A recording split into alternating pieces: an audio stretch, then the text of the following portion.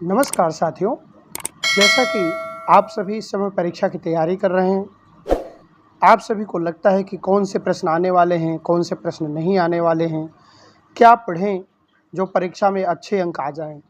इस तरह के प्रश्नों का जवाब लेकर उपस्थित हैं, एक मॉडल पेपर लेकर उपस्थित हैं। इस मॉडल पेपर के आधार पर आप अपनी तैयारी अच्छी कर सकते हैं। आइए देखते हैं मॉडल पेपर का पहला प्रश्न। इसमें देखिए, प्रश्न करते समय सबसे पहले हमें ध्यान देना होता है कि प्रश्न पत्र का समय कितना है। तो समय यहाँ आपको देखने को मिल रहा है कि समय आपको 1 घंटे का दिया गया है, 1 घंटे का, और पूर्णांक आपको 20 दिए जा रहे हैं, 20 अंक दिए जा रहे हैं। तो इस तरह से आपको यह देखना होता है कि आपको 1 घंटे वर्क करना है। कुछ बच्चे हैं जल्दीबाजी में करते हैं, 10 मिनट में, 15 मिनट में कर देते हैं, 20 मिनट में प्रश्न पत्र को करने की कोशिश करते हैं। तो यहाँ कोई प्रतियोगिता ऐसी नहीं है कि जिसमें आप जल्दी करके अच्छा अंक ला सकते हैं। आप पूरे 1 घंटे समय लगाइए, निर्देश को पढ़िए, पेपर में किस तरह से निर्देश दिए गए हैं, क्या क्या करने को कहा गया है, इन सभी की जानकारी लेते हुए आगे बढ़ना है। आप चाहे नवोदय में पढ़ रहे हैं, चाहे केंद्रीय विद्यालय में पढ़ रहे हैं, कहीं भी पढ़ रहे हैं, आपके लिए बहुत महत्वपूर्ण होता है कि सबसे पहले महत्वपूर्ण निर्देश पढ़ें। इस तरह से आइए देखते हैं, कुछ निर्देश प्रश्न पत्र के हैं। यहाँ सबसे पहला निर्देश जो दिया गया है, सभी प्रश्न हल करना अनिवार्य है। यह निर्देश दिया गया है, सभी प्रश्न करना अनिवार्य है। दूसरा निर्देश दिया गया है, विद्यार्थी सर्वप्रथम पेपर के ऊपर अपना नामांकन लिखें। तो आपको पेपर के ऊपर नामांकन लिखने की जगह दी गई होती है, वहाँ पे अपना नामांकन लिखेंगे। इसी तरह से तीसरा निर्देश दिया गया है, प्रश्न का उत्तर सुलेख में लिखें। अब सुलेख का मतलब है कि ऐसा लिखें कि पढ़ने में आए, जो भी अक्षर लिखे वो पढ़ा जा सके, आसानी से समझा जा सके, नहीं तो आपके अंक में कटौती की जाती है। इस तरह से आप इसका भी ध्यान रखेंगे। आइए और आगे बढ़ते हैं। आज के प्रश्न पत्र पर पहला प्रश्न जो इस तरह से दिया गया है, देखिए, पहले प्रश्न में दिया गया है कि 5 प्रश्न होंगे और हर एक प्रश्न 1 अंक का होगा, और पाँचों करने के बाद आपको कितने अंक मिलेंगे? 5 अंक मिलेंगे। इस तरह से यहाँ दिया गया है। पहला प्रश्न बताया गया है, निम्नलिखित प्रश्नों के उत्तर एक शब्द में लिखिए। अब यहाँ एक शब्द में प्रश्न के उत्तर लिखने को कहा गया है, तो प्रश्न क्या है ये देखते हैं। भारतीय संविधान में कितनी भाषाओं को राजभाषा की मान्यता दी गई है? कितनी भाषाओं को राजभाषा की मान्यता दी गई है? अब यहाँ राजभाषा की गई है कि किन किन राज्यों की भाषा को राजभाषा की मान्यता दी गई है। यहाँ ऑप्शन दिए गए हैं, विकल्प दिए गए हैं, 14 भाषाओं को, 19 भाषाओं को, 10 भाषाओं को और 22 भाषाओं को। तो आपका यहाँ सही विकल्प जो देखने को मिल रहा है, उत्तर में घ मिल रहा है, 22 भाषाओं को। तो आपका सही विकल्प हो रहा है 22 भाषाओं को। इसी तरह से अगला प्रश्न दिया गया है, पंचमाक्षर व्यंजन वस्तुतः किस प्रकार के व्यंजन होते हैं? उच्छिप्त व्यंजन होते हैं, संयुक्त व्यंजन होते हैं, अंतस्थ व्यंजन होते हैं, नासिक के व्यंजन होते हैं। तो यहाँ पर आप देख रहे हैं 4 व्यंजन दिए गए हैं। अब इसमें से पूछा गया है कि पंचमाक्षर किस नाम से जाने जाते हैं, पंचमाक्षर किस नाम से प्रयोग किए जाते हैं। तो आप सभी इसको पढ़ करके आए हुए हैं। पंचमाक्षर नासिक के नाम से जाने जाते हैं, नासिक के व्यंजन के नाम से जाने जाते हैं। आपका उत्तर सही है। इस तरह से आप अगले प्रश्न को देख सकते हैं, स्वर संधि के कितने भेद होते हैं? अब यहाँ बताया गया है स्वर संधि, संधि के 3 भेद हैं, तो एक विकल्प 3 भी लिखा गया है। अब संधि के 3 भेद है तो एक विकल्प 3 लिखा गया है। फिर हिंदी में स्वर की मात्राएं कितनी होती हैं? 10 होती हैं, 10 भी लिखा गया। स्वर कितने होते हैं? 11 लिखा गया है। ये सभी अपनी अपनी जगह सही हैं। और यहाँ स्वर संधि के भेद पूछा गया है, तो स्वर संधि का भेद क्या होगा? 5। ये विकल्प आपका सही होगा।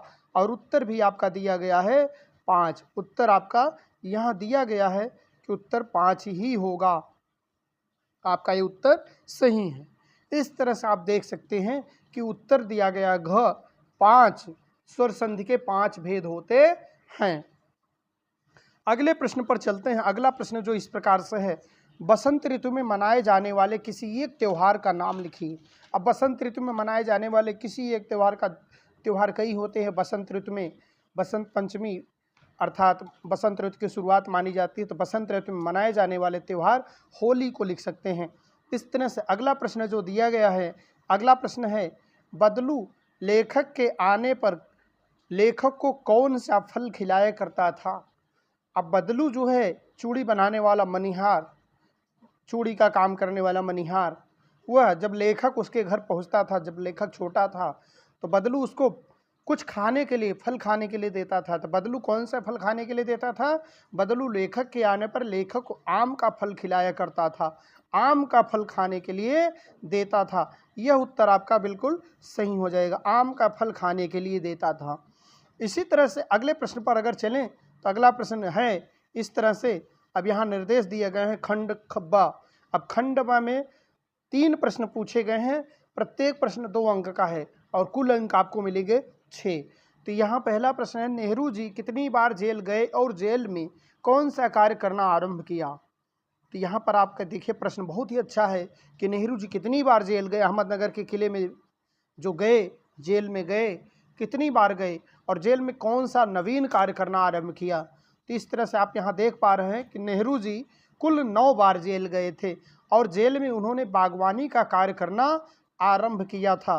तो आपका उत्तर बिल्कुल सही हो जाएगा, नेहरू जी 9 बार जेल गए थे और जेल में बागवानी का कार्य करना आरंभ किया था। जेल में कौन सा कार्य करना आरंभ किया था? बागवानी का कार्य करना आरंभ किया। अगले प्रश्न पर चलते हैं।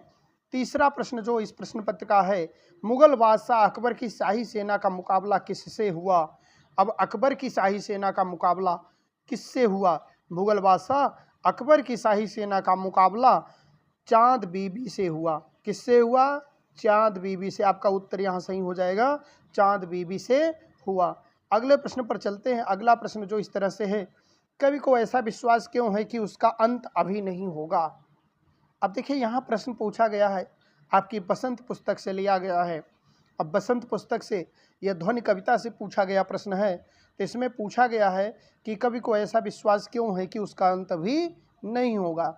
तो कवि को ऐसा विश्वास इसलिए है क्योंकि अभी उसके मन में नया जोश हुआ, उमंग है, जिससे सबके मन को जगाना है, सभी में उत्साह भरना है और सबको उनके लक्ष्य तक पहुंचाना है। यह कवि सब कुछ करना चाहता है, इसलिए वह कहता है कि अभी उसका अंत नहीं होगा। इस तरह से आपका यहाँ यह विकल्प आपका सही हो जाएगा कि उसका अंत इसलिए नहीं होगा। चलिए अगले प्रश्न पर चलते हैं। अगला प्रश्न जो इस तरह से है, खंड सा 5वां प्रश्न। यहाँ बताया गया है कि इस खंड में 3 प्रश्न पूछे गए हैं, प्रत्येक प्रश्न 3 अंक के होंगे। इस तरह से आप कुल 9 अंक पाएंगे। तो चलिए पहला यहाँ प्रश्न जो है 5वां नंबर, बदलू के मन में ऐसी कौन सी व्यथा थी जो लेखक से छिपी ना रह सकी। अब यहाँ प्रश्न पूछा गया, बदलू के मन में ऐसी कौन सी व्यथा थी जो लेखक से छिपी ना रह गई। तो देखिए, बदलू लाख की चूड़ियाँ बेचा करता था, उसके कार्य के बारे में बताना है पहले। परंतु जैसे जैसे कांच की चूड़ियों का प्रचलन बढ़ता गया, उसका व्यवसाय ठप पड़ने लगा। अपने व्यवसाय की यह दुर्दशा बदलू को मन ही मन कचोटती थी। अब यह बदलू जो दुखी रहता था अपने व्यवसाय के कम होने के बारे में, अपने व्यवसाय के ठप होने के बारे में, यह लेखक से छिपी न रह सकी। इस तरह से आप इसका उत्तर इस तरह से आप देंगे और बहुत ही अच्छा उत्तर आपका होगा। अगले प्रश्न पर चलते हैं। अगला प्रश्न जो इस प्रकार से है, लेखक की चूड़ियों का निर्माण भारत के किन किन, लाख की चूड़ियों का निर्माण भारत के किन किन राज्यों में होता है। लाख की चूड़ियाँ जो होती हैं, किन किन राज्यों में लाख का निर्माण बहुतायत होता है। तो देखिए, लाख की चूड़ियों का निर्माण जो है सबसे ज़्यादा राजस्थान में होता है, फिर गुजरात में होता है, हरियाणा में होता है, मध्य प्रदेश में होता है, महाराष्ट्र में होता है, उत्तर प्रदेश में होता है, बिहार में होता है, झारखंड में होता है, छत्तीसगढ़ में होता है। इन सभी राज्यों में लाख की चूड़ियों का निर्माण होता है, लाख का बहुतायत उपयोग होता है। आप इन सभी राज्यों के नाम लिख सकते हैं। याद रहे कि राजस्थान में सबसे ज़्यादा लाख का निर्माण किया जाता है। अगले प्रश्न पर चलते हैं और इस प्रश्नोत्तरी का अंतिम प्रश्न है कि वसंत शब्द का वर्ण विच्छेद कीजिए। अब वसंत शब्द का वर्ण विच्छेद करना है आपको, तो वर्ण विच्छेद करने के लिए क्या किया जाता है? वर्णों को अलग अलग किया जाता है। व्यंजन को अलग किया जाता है, स्वर को अलग किया जाता है। तो सबसे पहले व देखिए, व अक्षर जो लिखा गया उसमें 2 वर्ण हैं, एक व व्यंजन है और आ स्वर है, तो वह अलग हो गया। इसी तरह से स को देखिए, स में स व्यंजन है और अ स्वर है। अब इसी तरह से देखिए, आधा न स पे जो लगा है वो कहाँ बोल रहे हैं, त पर बोल रहे हैं, वसंत, त, बसंत। तो जब त पे बोल रहे हैं तो त से पहले व्यंजन को लगाना है, तो व्यंजन को आधे व्यंजन को लगा दिया, आधा न लिख दिया। इसी तरह से त को भी लिख देंगे, तो इस तरह से त लिख देंगे और त में स्वर कौन सा है, अ है। तो यहाँ पर आपका सही विकल्प यह होगा वसंत का। इस तरह से आप देख रहे हैं कि वसंत, इस तरह से आप सही लिखेंगे। वर्ण विच्छेद जब भी करना हो तो इसी तरह से लिखना होता है। अगर यह पूछा जाए कि वर्ण विच्छेद में क्या किया जाता है, वर्ण विच्छेद में क्या करते हैं, तो यहाँ देखिए, स्वर को व्यंजन से अलग करते, वर्णों को अलग करते, वर्ण विच्छेद में वर्णों को अलग अलग किया जाता है। इस तरह से इस प्रश्नोत्तरी का अंक यहीं समाप्त करते हैं। आपको प्रश्नोत्तरी अच्छी लगी है तो चैनल को सब्सक्राइब करें, दोस्तों में अपने वीडियो को शेयर करें और लाइक करें। कमेंट करके हमें यह भी बताएं कि और भी प्रश्नोत्तरी, आपको किसी भी तरह की प्रश्नोत्तरी चाहिए, कोई भी समस्या है तो कमेंट करके हमें लिख सकते हैं। आपके लिए आज इतना ही।